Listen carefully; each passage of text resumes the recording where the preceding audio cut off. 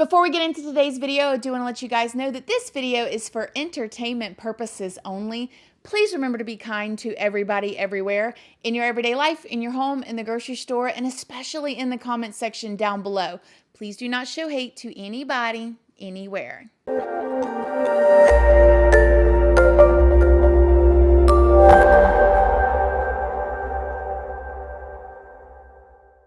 Good morning, my lovelies, my beauties, my friends. My name is Christina and welcome to my channel. If you're new here, thank you so much for clicking on this video. I really hope that you will subscribe, stick around, take a chance in hearing some things that I have to say. And if you are a returning subscriber, y'all already know, y'all are my babies. So good morning, good morning, good morning. How is everybody doing today? I hope you all are having an amazing day. I hope you all had a wonderful week and a wonderful weekend. And I'm so glad that you guys are back here again on another Friday for another video. So in today's video, we're going to be talking about Joseph Metheny. Have y'all ever heard of him? Have ya? Well, let me ask you this. Have you ever eaten at a food truck? Food truck service. They are everywhere nowadays, okay? Have you ever wondered what really goes on behind the scenes in the food trucks? What is really in the meat? Well, today's story is going to be around those lines, so get ready. Before we go any further, I did want to thank today's sponsor, Teamy. Teamy, thank you so much for sponsoring today's video. In today's video, I'm going to be telling you guys about their all-natural mask, you guys. If you guys are following me over on Casually Christina, then you know that I have not only talked about this mask before, I have showed you guys this mask before. I love this mask. This is their green tea blend, their matcha, and lemongrass clay mask. And you guys, this is so good. I like to do this before bed. I did it when one of my girlfriends came in from out of town. We did our mask together. And I also like to do it sometimes in the mornings because when I tell you that this makes your face feel tight, definitely moisturizes and smooths. And I'm going to show you guys as I use this on camera. But when it's on, it like feels like it tightens your skin. Let me just put it on and quit talking. I use one of these little jade thingies here. I like to use this because I have long fingernails, but you can just use your fingers. You ain't gotta be all extra like me. So I just put it on like this. And then I go and scare my husband and kids. No, I'm just kidding. I like to put it on. I don't put it on super thick because I do like for it to dry down. You guys are going to see exactly what I'm talking about. Let me zoom y'all in real quick. And I have dry skin. Any of y'all y'all know me, y'all already know my skin is dry as the Sahara Desert, honey. And whenever I was younger, when I was in my like late teens and early 20s, I used to go to like 3 tanning beds a day. It was so bad. Looking back, I just cannot believe that I did that to my skin. And now I'm trying to reverse the damage. I don't care, you guys. This is cute, kind of cute. This is a new look. Don't lie. Okay. Sometimes also with this mask, I will take it down my neck too. I'm not going to do all that right now and keep y'all, but I do. I take it all the way down my neck because it, you know, I want my neck. Trying to keep his face tight and right. All right, you guys, I'm gonna see you in 10 to 15 minutes and show you what I look like.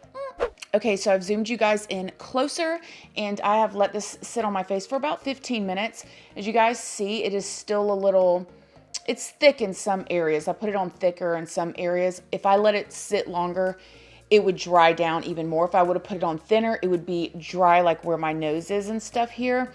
But I can feel it tightening while it's on my face. You guys have to try this mask. I'm not joking at all. You can feel it tightening. So I'm going to go and wash this off and then I'm going to show you guys my skin. Be right back. After you wash it all off, or I just use a warm rag and just dry my face. And you guys, look. You can literally see the difference in my skin just from doing that one time. And it feels so baby soft and smooth. So nice. So I will pop up my coupon code here again, just in case you guys want to try out this mask for yourself. Thank you again, Teamy, for partnering with me, and back to the video. Joseph Metheny was born in March 1955 in Baltimore, Maryland. Joseph was one of 6 children from his father and mother. His mother's name was Jean Metheny, and his father was unnamed. That is so weird to me. Unnamed. You cannot find his name anywhere. How? How did you just disappear, sir? Want to know. Anyways, his father was described as a laborer, hard worker, but also an alcoholic and a bit aggressive. And his father also passed away in a car accident when Joseph was only 6 years old. Because of that, his mother was left being a single mom and trying to raise and support 6 children, which is expensive. And because of that, she worked 3 jobs. She worked as a bartender, she worked as a waitress, she worked as a truck driver, she worked as a food truck, driver. She did it all, honey. Now, this is where things get a bit sticky or gray area, I guess you would say. Joseph claims he had a horrible childhood. He said his mom was never around, which I can only imagine. You got 6 children, you work in 3 jobs at one time, honey. You probably are never around. But he said she was never around and that she basically up and left them and that he bounced around in basically foster home situations, but family members and friends and stuff, and that he just never had stability, never had a good loving home. Jean, his mother, tells a very different story. She said, yeah, I worked a lot and I was gone a lot, but my kids never lacked anything and nobody ever raised my kids other than me. I tend to think that the truth is probably going to lie somewhere in the middle of those two, but nevertheless. Now, the mother describes Joseph as a loving child. He was such a happy child. He did great in school. He was so well-mannered. He rode his bike all the time. Everybody always wanted to be around my little Joseph. Just from hearing that, and when you're going to hear the rest of this story, because in these types of stories, you're always going to want to ask about, was there any red flags? Okay, was there anything that would make somebody do this when they were younger? Did they hurt animals? And when the mom is like, oh, he was perfect. He was a perfect child. He excelled in school. He made straight A's. I'm like, you one of those mamas? You one of them? Anyways, that's her story, so we're just going to roll with it. In 1973, when Joseph was just 18 years old, he joined the army. He was then stationed in Germany and eventually, according to him, was sent to the Vietnam War. Now, his mother would later say that she didn't believe he got sent to the Vietnam War, but I think it was proven later that he actually was sent to war. So again, that's where their stories they don't quite line up. However, Jean did say she did not talk to her son for over 10 years. He was in the military and they just did not speak at all. He didn't write to her. He didn't call her. He didn't have anything to do with his mother at this time. During this time, though, while he was away in the Vietnam War, according to Joseph, this is where he developed his taste, thirst, or addiction for heroin. And I don't think that was quite uncommon back then, especially in the 70s.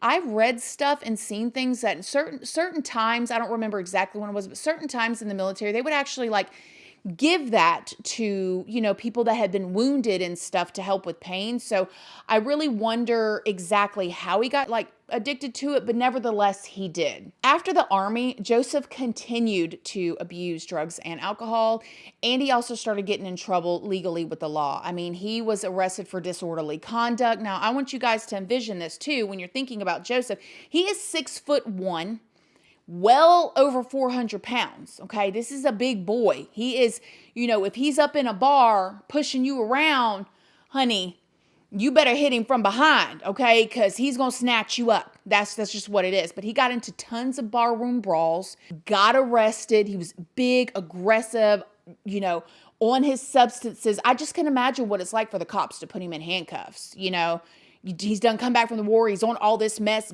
big old, in a bar, probably throwing people around sir, could you just get in the back seat of my car here? You just want to have a seat, nice and cozy for you on the ride down to jail. But nevertheless, that was the life that he was living after the military.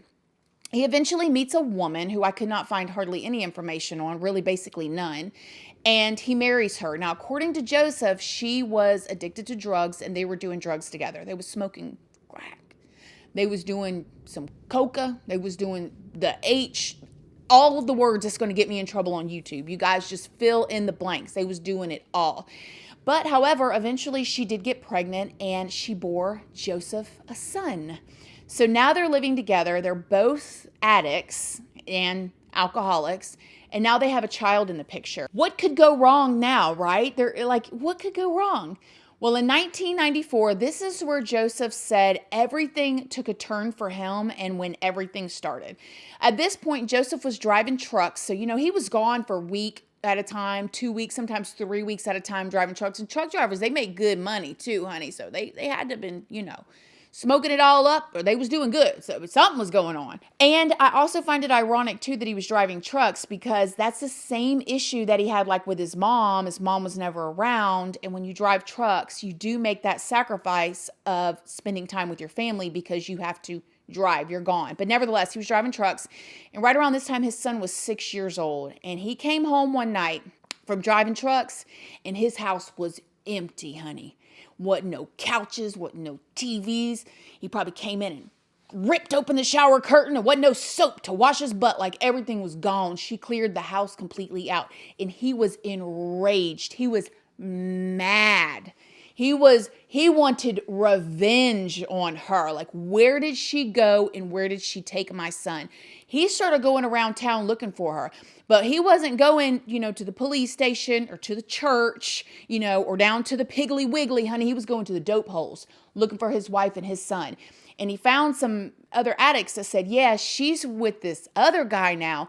And they're living at the bridge underneath, over there in South Baltimore. They're underneath the bridge over there. And he was just, the more he heard, he was just getting madder, just angry. Come to find out, at this point, the guy that she was with, he was an addict, as well, and she was prostituting. The saying said he had her prostituting, but I don't know. She may have, at this point, it may have been like, okay, this is, we got to get money to get our stuff. It just happens in that lifestyle, but whatever. And before Joseph got to her, though, she had gotten arrested for drugs and prostituting. And their son got taken away from them and put in foster care. So hopefully he was safe and loved and clean and happy in foster care. But nevertheless, he was gone. And so now Joseph cannot find her. He knows that their son is gone. At this point, he's unheard rumors and he's getting even more mad. Now, according to Joseph, he said he could not get his son back because of his criminal record. Hopefully that baby ended up with a somewhat decent life. Ugh. So now that he knows his son is gone, he goes on a mission to find his wife and this guy, and he wants to find them and kill them. That's all he cares about at this point. He is seeing red. So he goes down to the bridge that he thinks that they're at. He's looking for them. He goes down underneath the bridge, down the side. And on this dirty old mattress there's two guys laying there. One's name is Randy. The other one's name is Randall. And they were known, just addicts, just under there on their dirty mattress, just smoking their stuff. They ain't messing with nobody. He starts questioning them about his wife, and they said they didn't know where she was. They had no idea. Joseph got really mad because he just knew that they had done drugs with his wife before. So he goes back up the hill and he says, you know what? No. He turns back around. He kills them both. He chops their bodies up, and then he goes off to leave. Later that night, he finds another addict, but this is a woman. He lures her down underneath the bridge with crack. He said he got her high, but I'm assuming he got himself high too, okay? And was down there doing his smoking with her. And he said his intentions were to get information about whereabouts about his wife. But she did not know his wife. She didn't know him at all. That just made him so mad. He was enraged. So he killed her. He R'd her. And then he threw her body into the bushes. Not long after that, within like a couple hours, and probably not even, he lures another woman down there. Same exact thing. He gets high with her. He asks her about his wife. She has no idea who his wife even is, or this other guy. He strangles her, R's her, and goes to get rid of the body, you guys. And he turns and looks, and there's a fisherman, okay, standing on the bank, just fishing. But you hear a little, fishing, and you hear a noise like, ah, like a woman screaming because she's being killed. And you turn and look. And when he turned and looked, he caught eye contact with Joseph. That is literally the epitome of being in the wrong place at the wrong time. He drops the woman's body that he was finishing off, who was already dead or whatever he was doing with her. He picks up a metal steel pole and he starts running towards the dude. And he started bashing him in the head. And I just like, did the guy run? Did he trip over something? Like, what happened? And he bashed him over the head and he killed him as well too. And he took the two women's bodies, he put them in the like little river lake thing and put a bunch of rocks on them in order to weigh them down. And he left. He would later say that he ended up killing 5 people within 7 hours. Like, that night. So just 2 weeks after this incident where he, has murdered these 5 people within 7 hours, he gets arrested. He gets arrested for the murder of the 2 homeless men. Now, he spends 18 months in jail waiting to go to trial. He goes to trial. He is on trial for 1 week before he is acquitted, and it is thrown out because they don't have enough evidence. So instead of him going, like, I got away with this, like having a Jesus moment while he's in jail, repenting of his sins, he gets out in 1995. So this all happened in 1994. He gets out in 1995 and he allegedly murders another woman, a 28-year-old woman named Tori Lynn Ingracia. I hope I'm saying her last name correctly. She was found strangled, stabbed, AR'd, and her body was like near some pallets, this pallet company that Joseph was working for. He was arrested for that. And again, it was thrown out because they didn't have enough evidence. And so now he's been arrested and tried, or, they tried to start a trial 2 times for 3 different murders. So after that, after the second time, he goes back to his employer that, was working at this pallet company that I was telling you where they found the woman's body. And he was like, look, what's up, dog? I didn't do it. They've got the wrong guy. Everybody's picking on me. I mean, I can only imagine what this butthead was telling his boss. And his boss gave him his job back.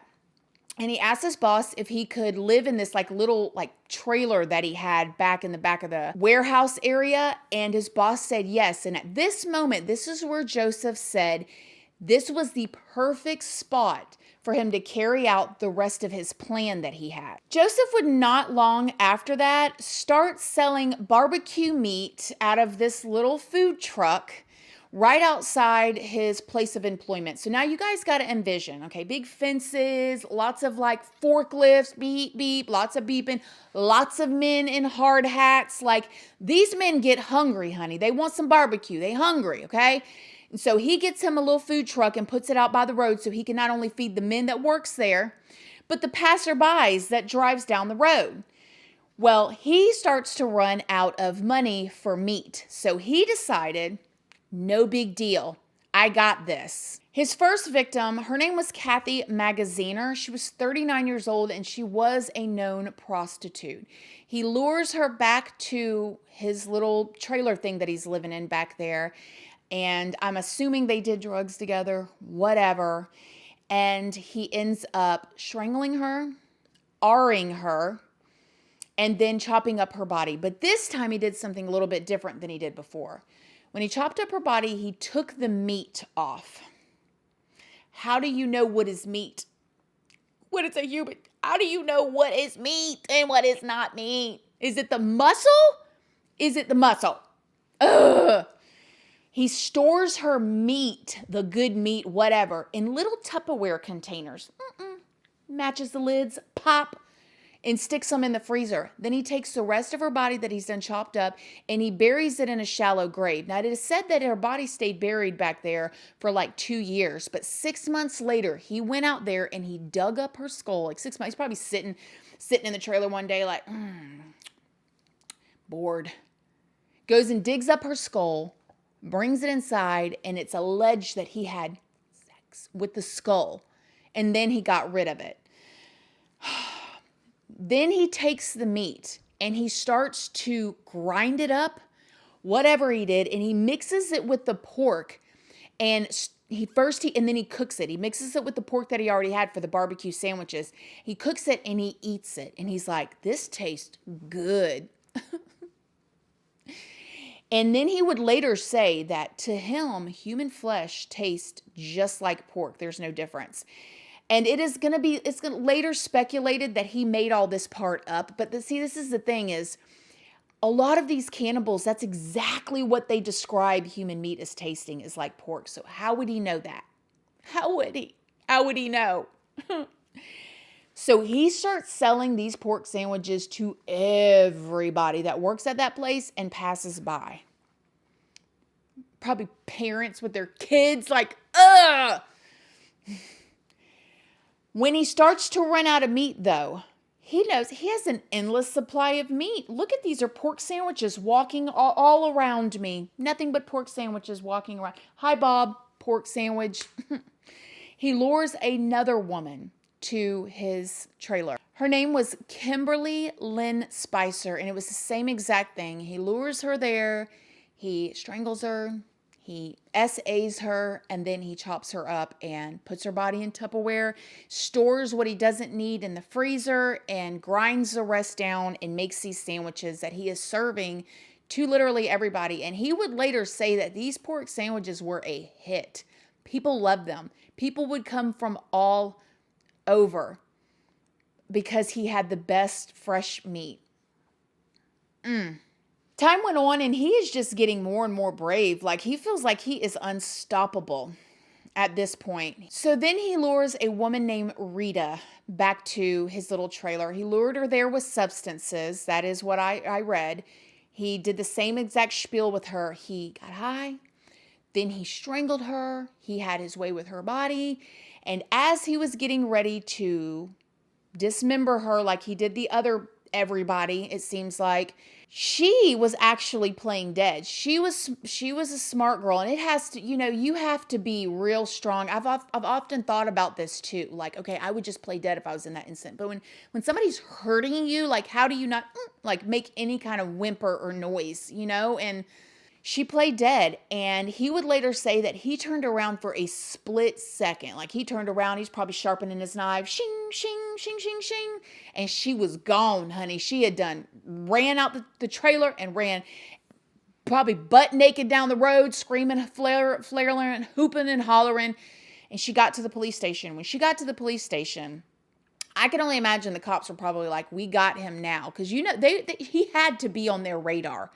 They should have had people out. They literally should have had people out, FBI agents camping, watching him. If he had already been arrested and tried twice, you guys couldn't keep an eye on him for a little bit, maybe 6 months to a year, and see that, hey, this woman just went in this trailer and never came back out, and now he's burying something in the back. Nevertheless, he said he knew he was done for this time. There was no getting out of this one. So he said he just went outside the trailer and just sat there and waited for the police to come. Police pulls up, probably slinging dirt and everything everywhere. And they arrest him and they put him in the back of the cop car. Once Joseph got there, he just admitted everything. He admitted everything. Like he must have been at the end of his rope. I have no idea, but he admitted it all. He was later tried for the Rita situation, and it was kidnapping, attempted murder, all of that stuff. And he got 50 years for that. They were only able to actually prove that he murdered 2 of those people out of all the people that he had murdered. And he admitted to 13. He said it was way more than even what we're talking about here, but they only could prove 2. So then he ended up, at first he got the death penalty, which is what he wanted. And then they came back and they retried him and they gave him 2 life sentences, which is what he did not want. So he got 2 life sentences. And then in 2017, at the age of 62, he was found dead in his prison, Western Correctional Institution, by a prison guard who said that he was just unresponsive there. I have not been, did he have a heart attack? Did he stop breathing? Did somebody suffocate him? So I don't know. I was not able to find the exact reason. If you were able to find it, please leave it down in the comment section below. But that was the end of him. But you guys, I have so many questions about this. Obviously, the police dropped the detectives, they dropped the ball multiple times on this guy. He should have been, if you try a guy twice, nobody thought to keep an eye on him. I mean, you know where he was living at. No, I mean, he did it all there. Like, no, there was no cameras or nothing. Well, I guess it was back in 1995. That wasn't so much a big thing like it is now. But you guys, you think about how many people probably ate these sandwiches, how traumatizing that is to know. Or, I mean, I'm funny about where I eat now anyways, and I love to eat out, and I do eat out, but it's like eat like just a random like food truck. Before he passed away, he like released some sort of statement that said, next time you see a random pork truck pop up out of nowhere, I'm putting it in my own words, you better think twice about it, because you could be like, but there's a lot of people that thinks he was lying about that. There's a lot of people that think he didn't really do that, like cook the people's bodies and serve them. I think that he did. I do, because how would he know that it tastes like pork? So many people said it tastes like pork. Oh, I hate saying that. It sounds so terrible. Also, I also think that this guy used his son as an excuse to obsess and stalk his wife, who was an addict. And I can only imagine what she went through. Now, I'm not saying she's a perfect angel, because when you're in that lifestyle, you do things. You do shady things. You can be shady. Like, it is what it is. It's part of that lifestyle, right? But I can only imagine what it was like being married to this guy. He was probably a butthead. If he was doing barroom brawls all the time, okay, he looks like he stank, okay? And I'm not trying to be funny or anything, but like his shirt and all, he looks like he is probably musty, okay? And I'm sorry, and it ain't got nothing to do with nothing. It's got to do with like, look at his tongue. I mean, who wants that on them? Ew. So, I don't know. I don't think he was ever really concerned. I'm not going to say he's not concerned, but, you know, it was all because of his son. I think he was just obsessed with her.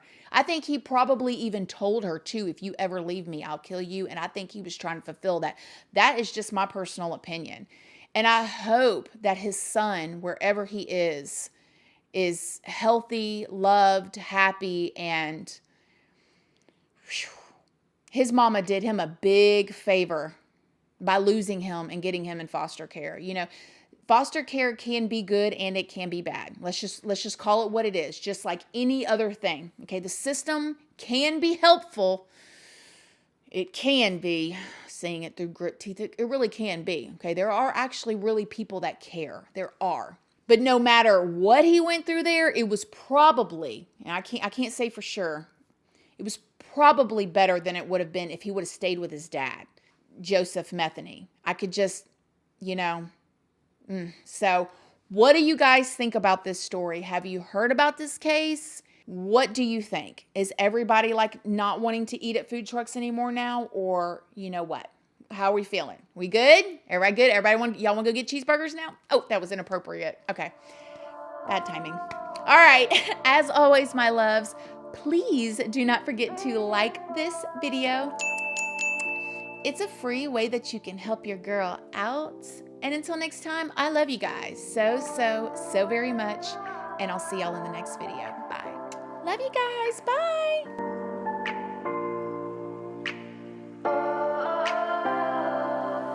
We are dreaming in the dark. We are nothing more than dust.